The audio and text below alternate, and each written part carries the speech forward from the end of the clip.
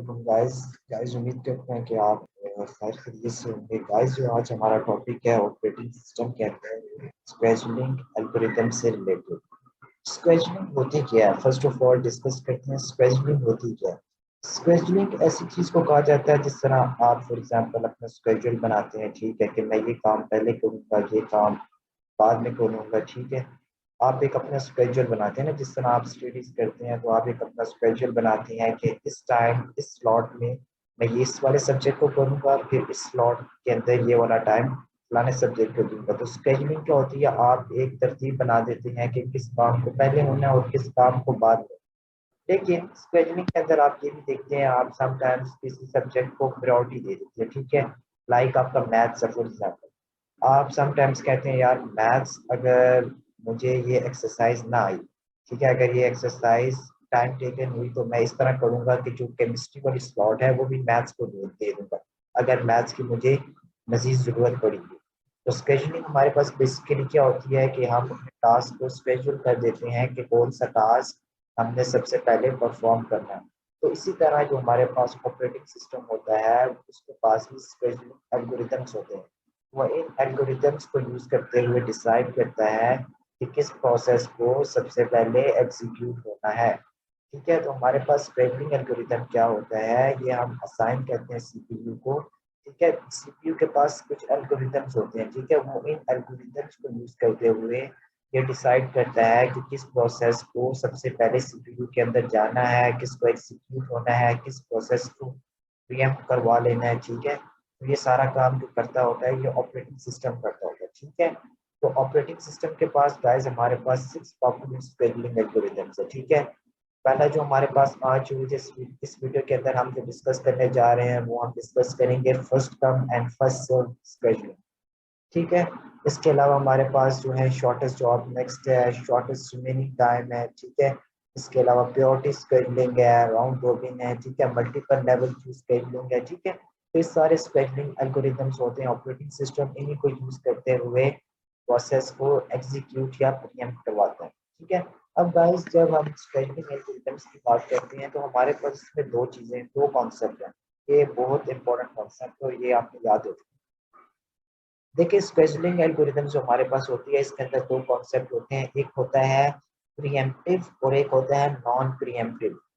Pre-emptive guys ऐसे process को कहा जाता है कि फॉर एग्जांपल एक प्रोसेस चल रहा है लेकिन अभी उसने अपना जो उसको अलॉट टाइम था वो अभी वो चल रहा था, ठीक है, अभी वो प्रोसेस कंप्लीट नहीं हुआ, लेकिन एक प्रोसेस ऐसा आया जो जिसका बर्स्ट टाइम छोटा था, कम था, जिसका बर्स्ट टाइम सर्विस टाइम कम था। तो आपने क्या किया, जो पहला से प्रोसेस चल रहा था उसको आपने प्रीएम्प्ट करवा लिया और दूसरे प्रोसेस को कहा कि चलो भाई आप पहले एग्जीक्यूट हो। तो इस प्रोसेस को कहा जाता है प्रीएम्प्टिव। और नॉन प्रीएम्प्टिव क्या होता है, जो आपका प्रोसेस चल रहा है उसी को आप पहले एग्जीक्यूट करती हैं चाहे जितना मर्जी उसका बर्स्ट टाइम सर्विस टाइम। ठीक है, तो algorithms are either non preemptive और pre-emptive.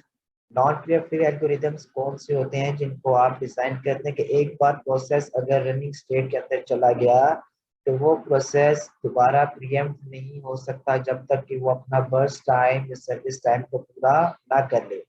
Like for example guys, हमारे पास एक प्रोसेस P1 है, ठीक है। P1 का फॉर एग्जांपल हमारे पास जो बर्स्ट टाइम है वो है 10 सेकेंड, 10 सेकेंड, ठीक है।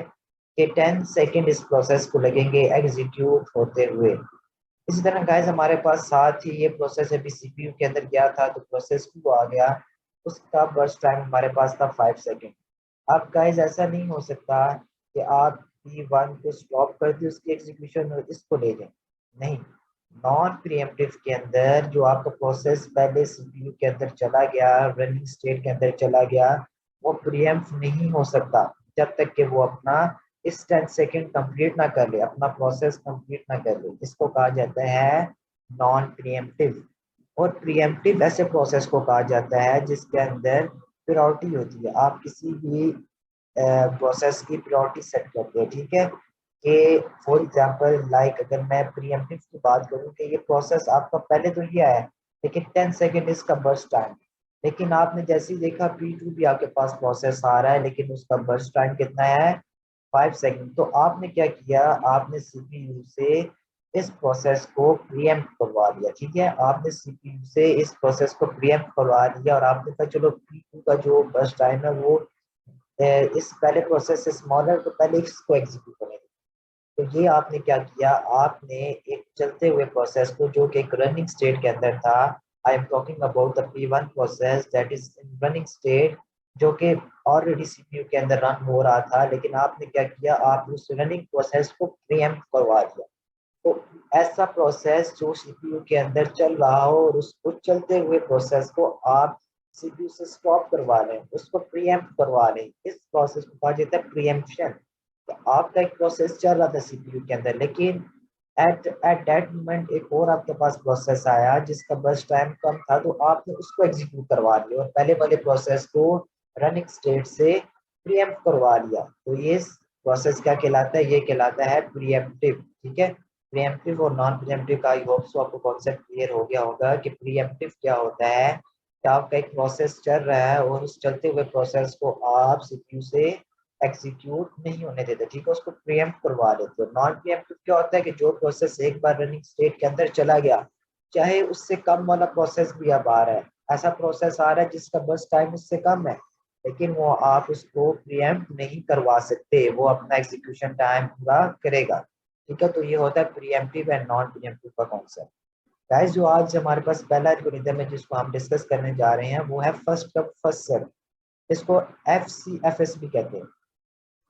फर्स्ट कम फर्स्ट सर्व के अंदर क्या होता है गाइस कि हमारे पास, इसका नेम ही ऐसे बता रहे, देखिए अगर आप नाम से इसको पहचानना चाहिए ना, तो एल्गोरिथम क्या कहता है, जो पहले आएगा वो पहले एग्जीक्यूट होगा, फर्स्ट कम फर्स्ट सर्व, ठीक है। तो इसका क्या मतलब है, जो प्रोसेस पहले अराइव होगा वो एग्जीक्यूट फर्स्ट होगा, ठीक है। ये इसी तरह है जिस तरह आपके पास डाटा स्ट्रक्चर के अंदर फीफो वर्क करता है। फीफो कैसे वर्क करता है, फर्स्ट इन फर्स्ट आउट, जो पहले आएगा, और ये फीफो का कॉन्सेप्ट हमने मेमोरी मैनेजमेंट के अंदर फीफो एक एल्गोरिथम पढ़ा था, जिसमें हमने देखा था कि जो प्रोसेस फ्रेम के अंदर पहले आ रहा है वही पहले उससे निकलेगा फ्रेम में से, ठीक है। कि इसमें भी यही होता है फर्स्ट कम फर्स्ट सर्व में, कि जो प्रोसेस पहले आ गया वो पहले एग्जीक्यूट होगा, चाहे उसका फर्स्ट टाइम कितना ही ज्यादा हो, ठीक है, उसको हम प्रीएम्प्ट नहीं करवा सकते, ठीक है। वो जितना प्रोसेस जितने बर्स्ट टाइम के लिए पहले आ गया प्रोसेस, जो वो अपना बर्स्ट टाइम पूरा करेगा तो वो सीपीयू से निकलेगा, अदरवाइज दूसरा प्रोसेस उसकी जगह नहीं ले सकता, ठीक है।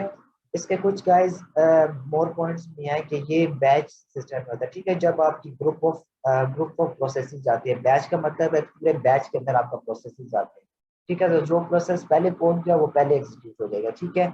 Jobs are executed on the first come first serve basis, जो पहले प्रोसेस सीपीयू के अंदर पहुंचेगा वही पहले एग्जीक्यूट होगा। और ये गाइस हमारे पास नॉन प्रीएम्प्टिव है, ठीक है, ये हमारे पास नॉन प्रीएम्प्टिव है, ठीक है। इसको आप प्रीएम्प्ट नहीं करवा सकते, ठीक है, चलते हुए प्रोसेस को आप सीपीयू से निकाल नहीं सकते, ठीक है।